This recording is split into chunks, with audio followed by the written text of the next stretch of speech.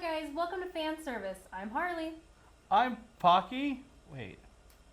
We're missing people. Did you put them in the closet again? We Okay. got vodka this time. Okay, that's better. Welcome to Fanservice, our week trip field weekly thing. I don't remember. Gavin does it so much better. Field trip to a world of pop culture. Ooh. This week we have with us. I'm Calvin Johns from Anthropos Games. Yeah. So today we're going to do a little bit of a different topic since we don't have Jeffrey or Gavin. We are going to talk about self-publishing, tabletop, and books. So tell us a little bit about some of the ups and downs you deal with Yeah. your own games. Well, with Anthropos Games then, we put out pretty much everything except for video games. So we have 2 tabletop role-playing games that are out now, which is probably the thing that we'll mostly be talking about. So I have the most experience with. We also have card games in development, and I actually also run sort of murder mystery events or like live action role-playing games for businesses as team buildings and things like that as well. So what you just said is everyone in this room has something we want to do with you. Yes, probably so. I mean, really for wanna many do murder reasons. mystery For many games. reasons. The murder mystery games are really good. We found, I guess, just maybe to move away from ups and downs, but just sort of to give that broader picture. Then, yeah, in early research, I found out that the murder mystery events, everyone really loves them and has like a really good time with them. But at the same time, they never really sort of seek them out again or try to like repeat that experience. And so I was kind of interested why people say they had so much fun doing those kinds of events, but then never really sort of looked for them or did them again. So we just tried to design different events or different kinds of events then, a style that more people would sort of want to seek out again and again, or something they could do regularly like a game night or something. Give me a blast. Actually, that does touch on a little bit of something you're talking about. You said, when I was doing the research. And research is always my big thing. Like, Oh. As a cosplayer, I put hours and hours and hours of research into things. Like, if somebody asked me to do like a video game cosplay, I actually go out and buy the game and I play the game. You have to, yeah. Until I figure everything out. That's how we did our Silent Hill costumes. Oh, excellent. When we used to do a Geek versus Geeks, you'd have like sheets, like, here's my notes and facts. You won't know that I have done research. I did, yeah, like I would have like, I actually have a binder full of all of my Geek versus Geek notes. So when you did Anthropos Games, what was, okay, let's start from the beginning. Why? The beginning. Actually, yeah, that's actually a good story. Maybe something that maybe we've talked about before a little bit. I've designed games sort of my whole life. I mean, it was something that we did growing up. We had like sort of like half books from different role-playing systems. I never played Dungeons and Dragons when I was younger, which is sort of back in popularity now. But we'd had sort of just half source books from different systems, so I was always just the one to sort of make up our own and decide how we would run these games and what we would do. Even like outside, playing like ninjas or shadow boxing, we would have rules. I'd be like, okay, you get 2 weapons, 1 primary, 1 secondary, and we'd like run things like that. And so yeah, so I just generated games, and we'd have like Mead notebooks just full of these games that we'd play, all different genres, different systems, mostly hacks of Palladium hero system rules, Heroes Unlimited, or Teenage Mutant Ninja Turtles, and other strangeness games. And then once I think I went to like a church camp, and I was transcribing a notebook from like from old like tattered Mead notebook to like a new Mead notebook. And one of the kids there was playing. He's like, hey man, can I take your old notebook? And I was like, sure, and didn't really think much of it.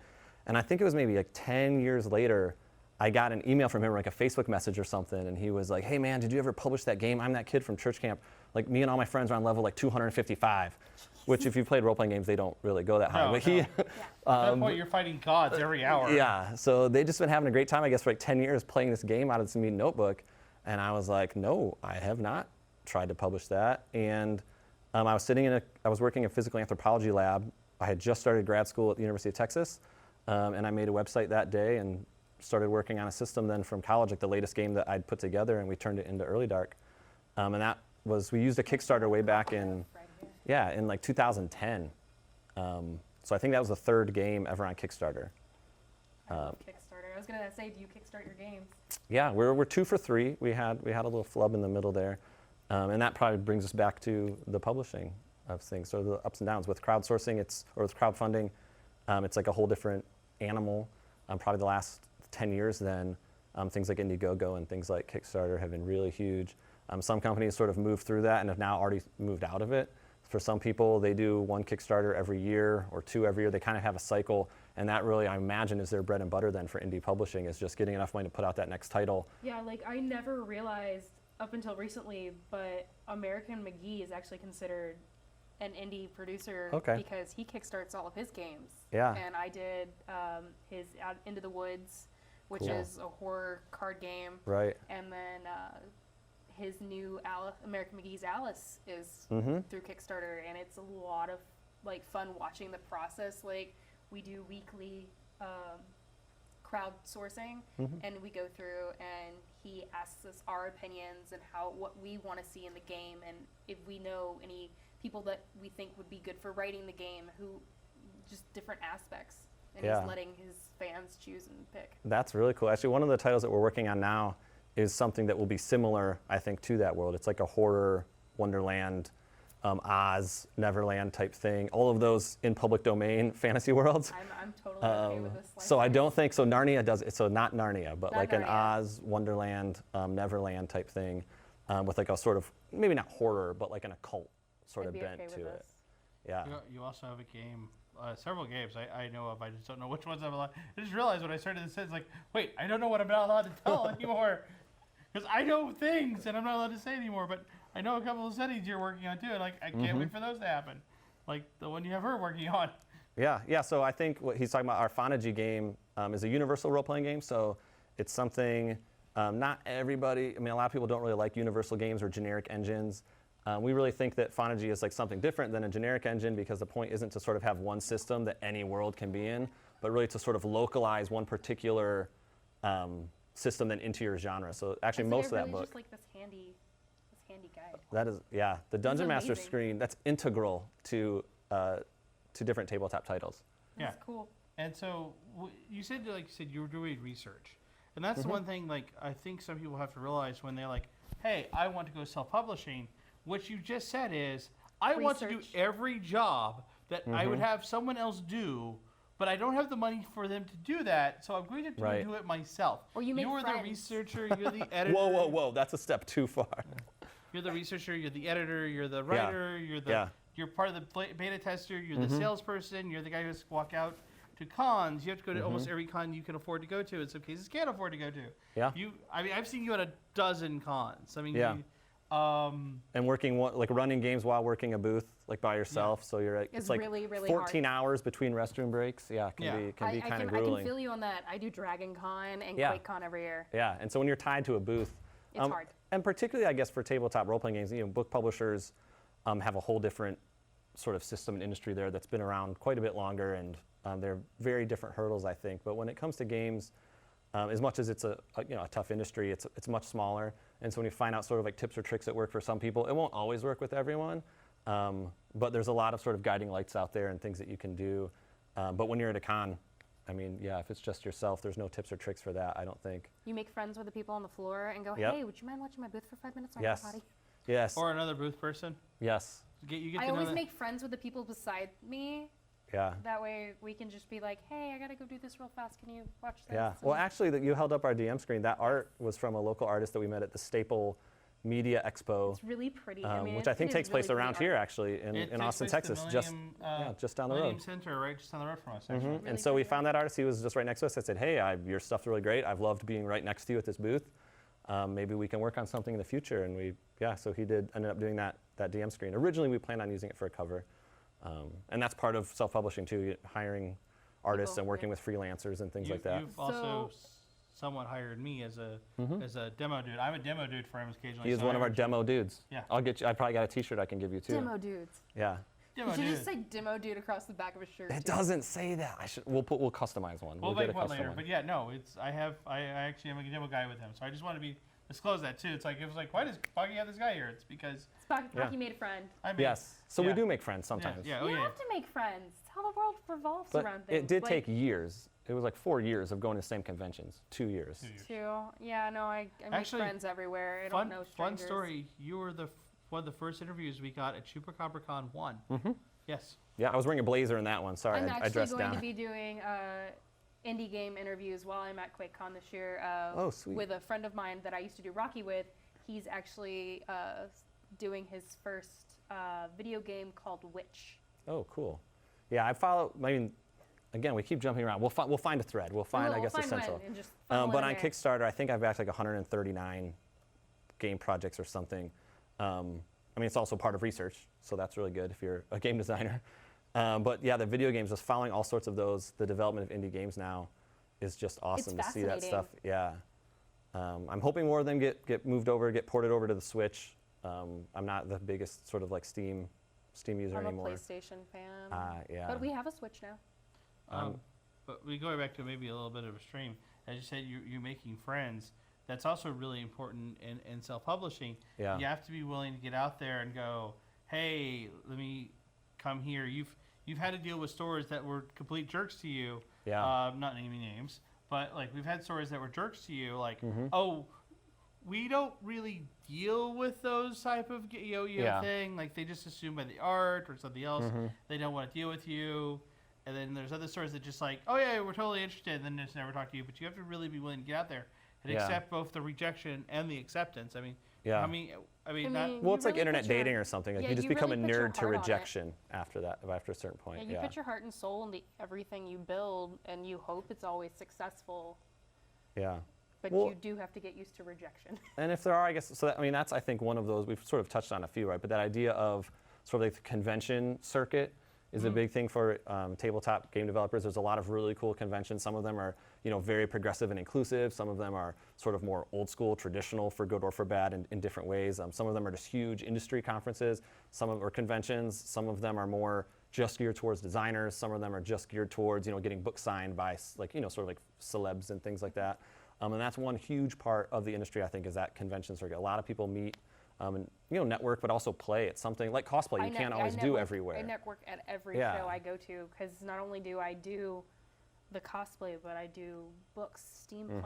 Mm-hmm. You find niches in the community, and you grasp onto that, and that's how you get into other shows. Like Yeah. last year was the first year QuakeCon ever had a tabletop room. Cool. Oh, I didn't know it did. Thank you for that. Yes, That's good to it know. has- That's good to know. It's not too late to still get in. Excellent. They actually on their website have the submissions up right now. Oh, cool. So And it's That's in good to know. Dallas, so you know where to. Yeah. Well, it used to be at the Hilton Anatole. yes, we are at the Gaylord. Okay. I don't know that hotel. Did you It's say in- Gaylord? We're at the Grapevine in Grapevine. Excellent. No, Yeah, I I'm might just check that out. imagining like now no, never mind. I was imagining Star Lord, but as the Gaylord, Gaylord. as the Gaylord. Chris Pratt as the Gaylord. I would watch that. Just But saying. so there's that convention thing. There's also sort of like the crowdfunding, which is maybe one of the big sort of like the legs on the table then of indie gaming. The idea of like developing product, like working with freelancers and artists and things. I mean, a lot of people, that. I mean, I say we a lot. I mean, there's a lot of it's I. That's okay. But I It is also the have royal people. we. It is. But there's also people I work with on all the different games. People that have play tested all games that we hang out and we play all the time. And so yeah, I think that might be like the third one, right? So you have like conventions, and then like crowdfunding. You've got actually sort of like developing, like the business side, developing things, and then I might say it's that marketing, right? With like social media, and like the sales pitches. Maybe that's something slightly different, right? Like you said, walking into stores. In other cities, I mean, you can buy those games in game stores all over the world.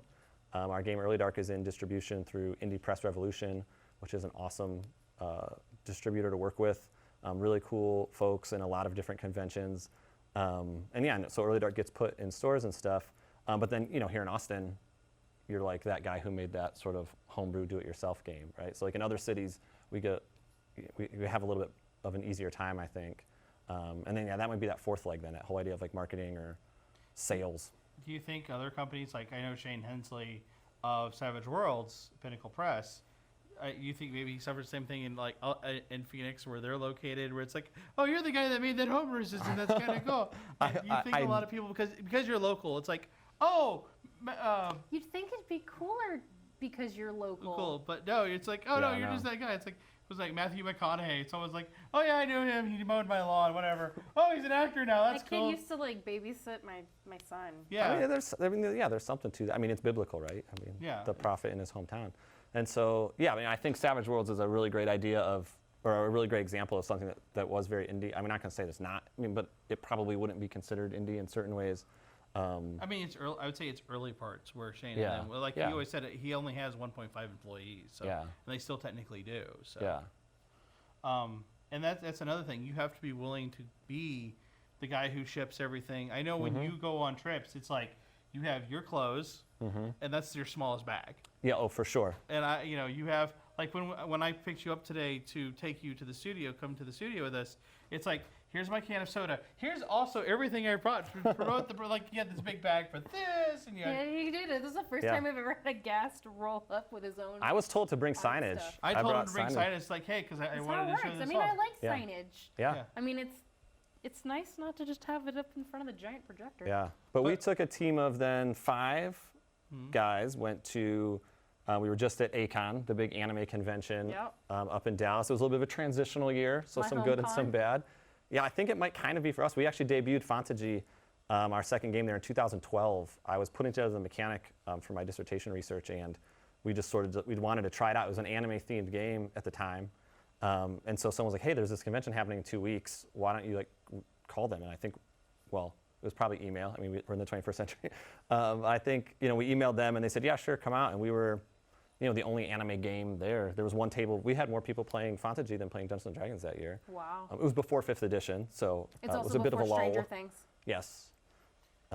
So yeah, that was, we had 5 folks and we had, rented a vehicle, loaded up the stuff, had the big like metal crates, to build the sort of the infrastructure behind your booth, had to rent an Airbnb, to house everybody, bring all the food, giving cash. They started calling me daddy because I gave them money to buy things. Daddy, can I go buy which was a some little bit art? uncomfortable, but. I want to buy art. But yeah, no, it was a great time. I mean, all those volunteers did a really, really good job, I think.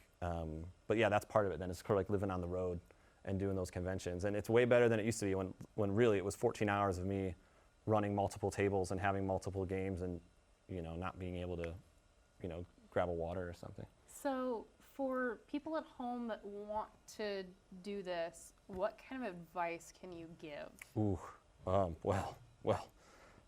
Yeah, I mean, like I said, we've had 2 successes on Kickstarter and 1 unsuccess.